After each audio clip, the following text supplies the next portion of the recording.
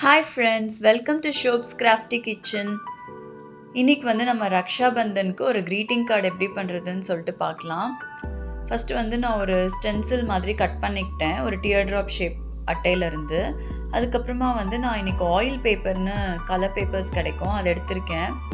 அதுல வந்து இந்த teardrop நம்ம கட் பண்ண ஷேப்பை வச்சிட்டு நான் வந்து ஷேப் வந்து வரைஞ்சிட்டு அப்படியே வந்து அந்த பேப்பர்ஸ்ல வந்து கட் பண்ணி எடுத்துக்க போறேன். இந்த மாதிரி நான் வந்து ஒரு 3-4 கலர்ஸ் யூஸ் பண்ணி நான் கட் பண்ணி எடுத்துட்டேன்.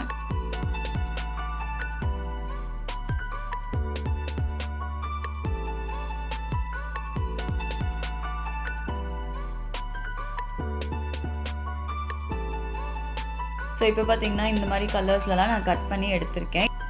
அடுத்து வந்து நம்ம ஒரு கார்டு எடுத்துக்கலாம். அதை வந்து நான் ரெண்டாக ஃபோல்ட் பண்ணிட்டேன், A4 சைஸ் இருக்கிறது.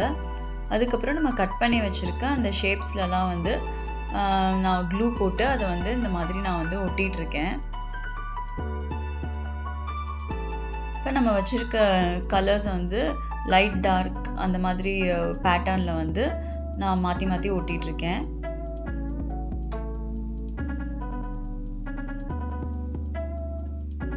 ஸோ இப்போ வந்து ஃபஸ்ட்டு இது வந்து ஒட்டியாச்சு.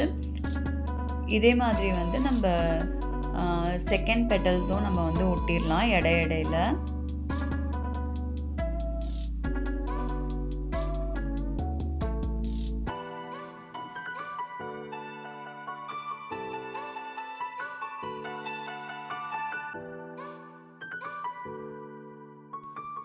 இப்போ வந்து எல்லாத்தையும் நான் வந்து ஒட்டிட்டேன்.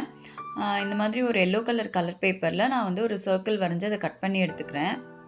அதுக்கப்புறம் அதை விட ஒரு கொஞ்சம் பெரிய சர்க்கிளாக ஒரு க்ரீன் கலர் பேப்பர்லேருந்து நான் கட் பண்ணி எடுத்துக்கிறேன். இப்போ நான் இதை வந்து இப்படி இந்த மாதிரி பேட்டர்னில் வந்து ஒட்ட போகிறேன்.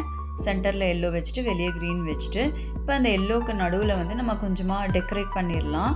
அதுக்கு வந்து இந்த மாதிரி ஒரு ஹேண்ட்மேட் பேப்பர் எடுத்துக்கிட்டேன். அதை குட்டி குட்டி பீசஸாக வந்து நான் கட் பண்ணிக்கிறேன் ரேண்டமாக.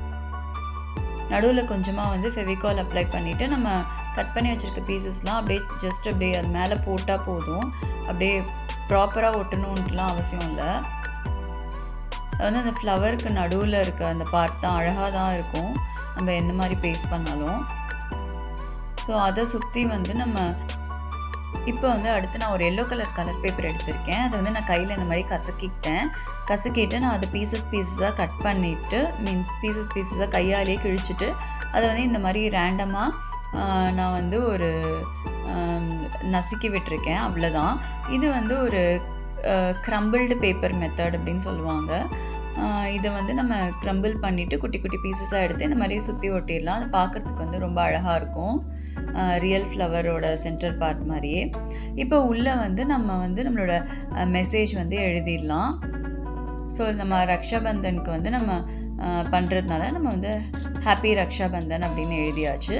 கீழே வந்து நம்மளோட பிரதருக்கு வந்து என்ன மெசேஜ் எழுதணுமோ அதை வந்து நம்ம எழுதிக்கலாம்.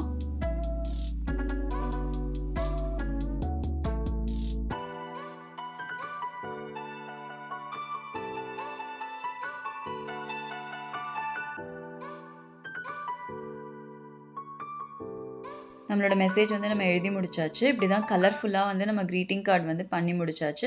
உங்ககிட்ட என்ன கலர் பேப்பர்ஸ் இருந்தாலும் அதை வச்சு நீங்கள் இதை ட்ரை பண்ணலாம்.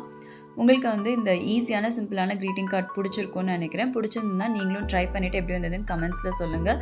வீடியோ பிடிச்சிருந்தா லைக் பண்ணுங்கள், ஷேர் பண்ணுங்கள், சப்ஸ்கிரைப் பண்ணி சப்போர்ட் பண்ணுங்கள். தேங்க்யூ.